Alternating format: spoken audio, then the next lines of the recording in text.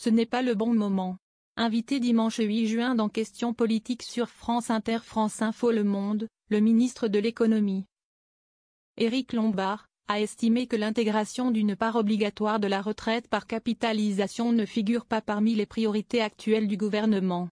Je ne suis pas sûr que ce soit le bon moment, a fait savoir le ministre, qui explique que l'exécutif a d'autres priorités plus brûlantes concernant les retraites. Le problème de la capitalisation, c'est que dans l'organisation actuelle, c'est inégalitaire, c'est ceux qui ont de l'argent, donc ceux qui ont des revenus plus élevés, qui peuvent le placer, a souligné Éric Lombard. Si on devait faire une capitalisation obligatoire, qui la financerait? A également questionné le locataire de Bercy. Les entreprises, on voit bien que les marges sont serrées et qu'il n'y a pas de quoi prélever.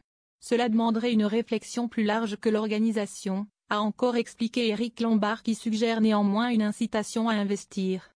Ancien Premier ministre et candidat déclaré à la prochaine élection présidentielle de 2027, Édouard Philippe s'était quant à lui dit favorable, mercredi 4 juin, à introduire 15% de part de capitalisation dans le système des retraites. L'objectif affiché par le président d'Horizon étant, grâce à ce système, de faire face à une société française qui vieillit tout en faisant face à la dénatalité. De son côté, le dernier rapport annuel du Conseil d'orientation des retraites, COR, suggère de reculer l'âge de départ à la retraite à 66,5 ans en 2070. Une mesure qui serait bénéfique pour les régimes de retraite mais également pour les finances publiques de notre pays.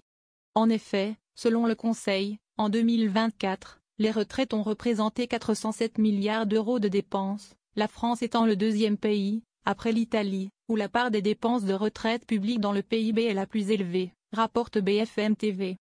Une proposition qui a suscité l'ire des syndicats, à commencer par la CGT, dont le secrétaire confédéral, Denis Gravouille, a totalement rejeté l'idée.